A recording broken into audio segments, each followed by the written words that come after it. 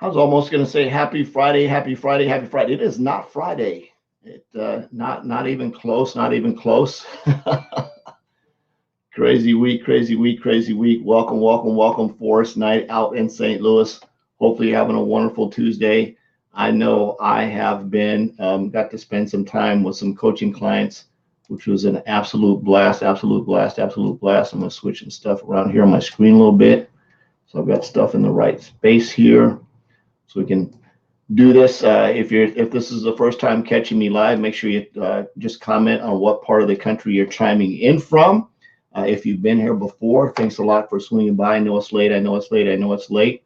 Well, I had some stuff going earlier. I was doing some training in the 100K Inner Circle group with a bunch of members over there, and just sinuses started going nuts. So I've got some peppermint oil here around, and just sort of, I don't know what it was. I've been doing fine all day, started doing the training, and then just sinuses went nuts. Hey, what's up, babe? Haven't seen you in a while.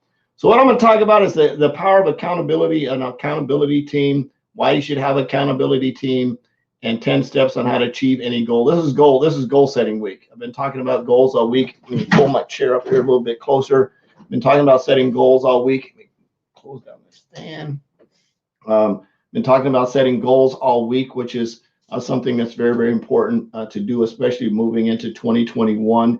If you don't measure it, you don't track it, don't write it down if you don't plan on doing it, and don't throw out big shot goals or something that you think everybody wants to hear with absolutely no intention, because you'll just look a phony and a fake, and that's not any good at all. Constance, thanks for swinging by. Yeah, I'm feeling better. It's weird. I'm a little bit hoarse, but I'm gonna be okay. I don't know where all that stuff came from. It was very weird. Been doing fine all day. So we can see how it rolls in tomorrow. So accountability groups. If you do not have an accountability team, somebody that you can check in with we have an accountability team that I was actually invited to, which is really, really cool. And there's 6 of us there, and we report our numbers, our daily numbers every single day, which is very, very cool. We go in and post what we're doing, how many people we reached out to, how many people we are prospecting, and we start moving through that process. As how many people we prospected, how many people we followed up with, how many presentations we did, how many customers we got, how many team members we got, and we post it and we uplift and we talk about positive stuff. It's very, very cool. So I recommend and recommend that if you do an accountability team like this, you just do it in a Facebook chat group on WhatsApp or wherever, somewhere like that, and that you try not to get aligned. Now, people can be in your same business, just try not to have them on your same team. It's not a big deal if you do, but if they're on your same team, sometimes it get a little bit awkward. But just somebody that recommends somebody that's not on your same team. If they are, just make sure you have a really good relationship with them, so there's not any kind of weird stuff. And again, it's to push each other, it's hold each other accountable. We started out, the team that I was invited to started out with 90 days, and now we just changed the name to 9,000, because I think we're probably going to be hanging out with each other forever, and they've become some really, really good friends as well. So recommend you do that. So absolutely cool to be able to do that. So let's talk about the power of accountability and setting goals. So definitely recommend you get your accountability team going, build bonds, friends with them, no negative Nelly talking and that kind of stuff. We're going to run through this here really quick and talk about 10 steps to achieve any goal. We talked about some goal setting stuff last night. If you didn't get that, you can go check that as well. And I've got a really cool bonus for those of you that want it. Master the Art of Goal Setting in 4 Simple Steps. If you like that article, shoot me a private message. I'll definitely get that over to you as well. So first of all, part of being accountable is putting it out there into the universe, and getting one of my old mentors said you can't save your face and your butt at the same time. So once you put it out into the universe, you plaster it up. If you're in a goal setting group or in a group like that, put a post up that says my first quarter 2021 goals is this. Now, before you do that, don't big shot it, right?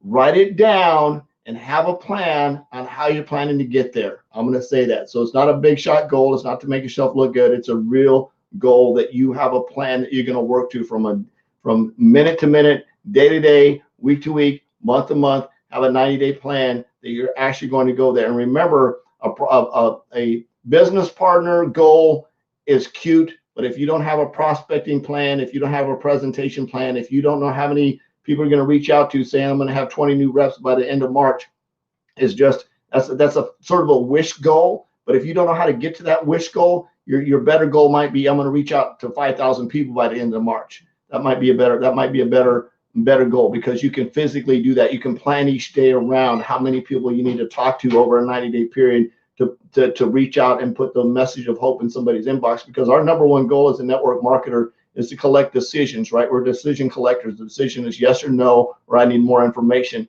We're looking for decisions. That's what we do. It is not our job to convince anybody to do anything. It's our decision. It's our job is to ask them if they're open to taking a look at what we're doing.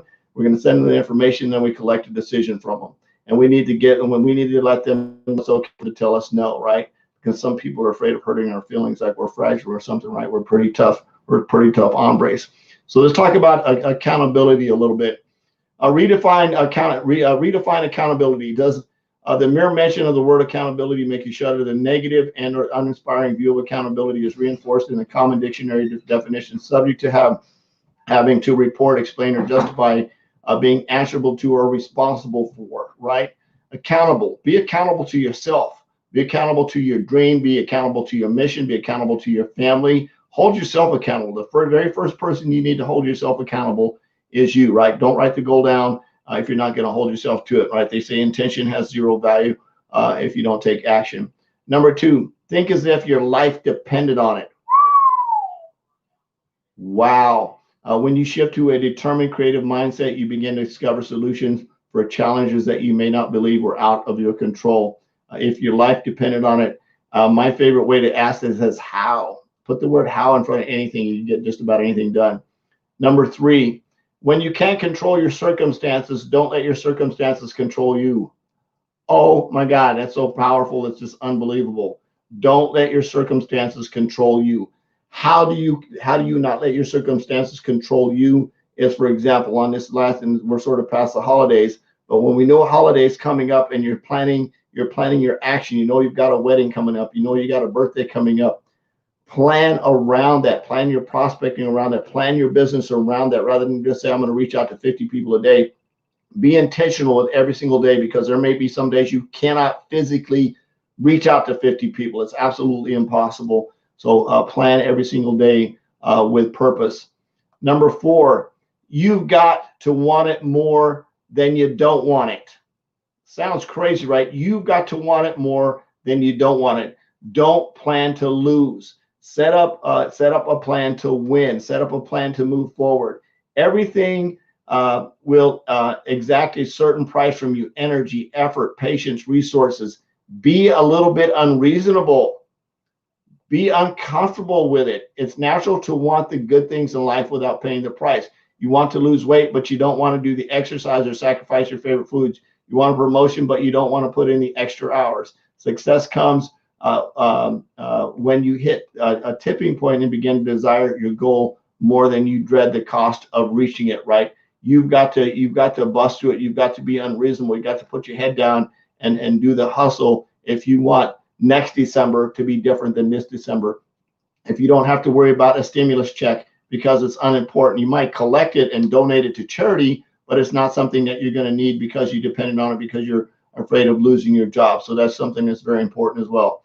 Number 5, don't let gravity pull you down. Just as massive planets produce gravity, drawing everything towards them, it seems that the tough problems and challenges, obstacles have to mass. So one of the things, and when I say gravity pulling you down, it's also that gravity can come from the people that you hang around with. So be very, very conscious of the people, one, that you're sharing your goals with, right? Be very conscious of who you're sharing your goals with, because some of those people are like heavy duty gravity. They're weighing on you. They're tearing you down. They're just in the place where they want to completely destroy you and ruin everything you have. So look at that circle. Maybe your next 90-day plan should be planning on moving people out of your circle or moving them away from you, right? And bringing people into that circle to help you go on that mission. Do not ever share your plan with people that don't have your best interest at heart, because they're going to do everything they possibly can to destroy you and tear you down, right? If you have a spouse that's been negative, you want to turn them positive, put your freaking head down and go to work, and they will stop being positive. They will show up. They'll start being your best friends. They'll start being your pals. They'll start supporting you because you're actually taking action and getting results. Very, very important that you do that.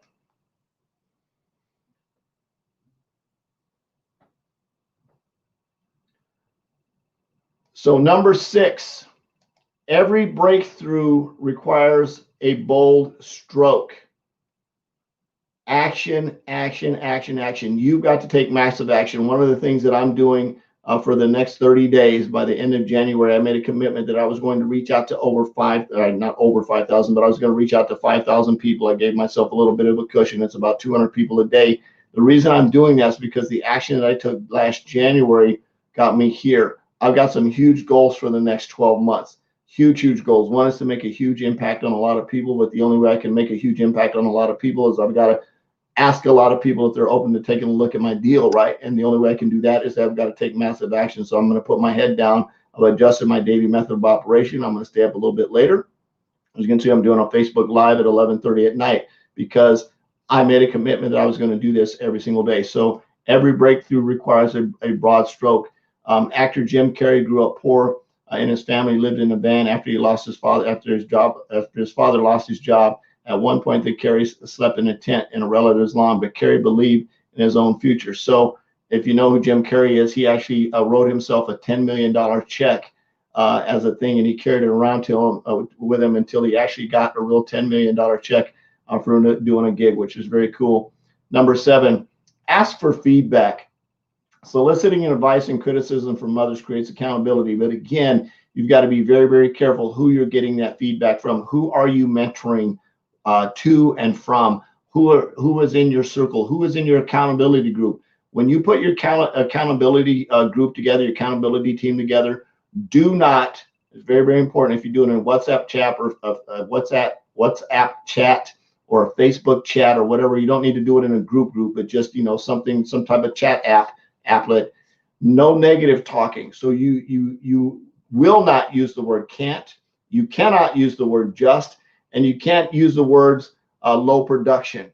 It's always, you celebrate everything you did. It's high five. I showed up, I did 22 reach outs today. I showed up, I did 122 reach outs today. Whatever that is, you've got to lift each other up. You've got to be accountable to each other, and no negative talking in there, absolutely none whatsoever.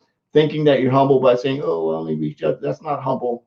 That's self-negative self-talk. That's a way to destroy yourself. It's always, man, I crushed it today. I reached out to 30 people today. Absolutely awesome. You want to know why? Because there's other people who aren't reaching out to anybody. Reaching out to 30 people is better than nothing, because remember, you're on a mission to collect a decision, right? To put a message of hope in somebody's inbox and find that person that's going to be the next rock star on your team. And you just don't know who that's going to be without you showing up. And those 30 people that you reached out to, somebody in that mix might be somebody that's going to change the world. So definitely focus on that way. Ask yourself, am I a renter or an owner? I love this part. As a business owner, are we absolutely owning our business? Do we own our business? Are we open for business? Are we doing Facebook Lives every day? Are we trying to freaking figure out TikTok? Whatever your social media drug of choice is, are we sitting down, taking names, learning how to make it work, learning how to be the best possible business owners that we can be? Who are we mentoring to? What books are we reading? I just started reading this Building a Millionaire Mindset. Fits right in with goal setting. I actually did the goal setting training out of that book in the training I did tonight. Absolutely awesome. So it's, are we being students of our craft? What are we learning to move ourselves to the next level? If we're salespeople, what are we doing to move ourselves to the next level as a salesperson? Who are we? What kind of training are we doing? Where are we in? What are we investing? What are we investing ourselves in so that we can fix this, so that we can help others make an impact, right? If this has got a lot of stinking thinking in, how can we help somebody else? And it doesn't mean, and I say, you probably have broken stuff that's happened in your past, and it's nice to recognize that and figure it out. But we don't need to own the broken. We don't need to drag it along as a badge of, hey, look what happened to me. We don't need to know. We don't need to own that broken. We need to respect it. We don't need to forget it, but we need to use that as a catapult to move us forward and go out and make an impact on others. Number 9, prepare to move a lot of dirt. Finding solutions is just like digging for gold. You have to be in the Discovery Channel. This is where it comes into the how thing. How do I make this work? How do I freaking come up with enough time so that I can reach out to enough people to make this program? How unreasonable do I need to be to put a plan in place that's going to go out and crush my dreams. What am I going to do for the next 12 months so it looks a lot better than the last 12 months did? How is next December going to look different than this December? It's going to be absolutely the same if all you ever do is just show up to training, write down your goal, write down a goal, write down a goal, write down a goal, and you never take any action. It's cute that you're writing down a goal because you're a little bit farther ahead than somebody's just wishing it in their head. But until you actually ask the how question, put a plan in, and go to work, nothing is ever going to happen. And of course, number 10 is make it happen. How do you do that? How do you really make personal accountability work for you? Wouldn't it be easy if there was just some switch you could turn it on and turn it off, an easy button that you could push, maybe an app that you could use? Well, there's no real magical way that you can absolutely do that. One of the things that's really helped me be accountable is actually put an accountability team together. So I highly recommend that is something you do. If you got some value out of what I shared tonight, absolutely share your number one takeaways with me. If you would like the article, Master the Art of Setting Goals in 4 steps, shoot me a message. I'll get that over to you as soon as possible. I love you. Jesus loves you. There's absolutely nothing you can do about that. I'm on a mission to have no more empty refrigerators, make an extreme impact, and be legacy creator. I hope you are too. I'll see you tomorrow. Bye-bye.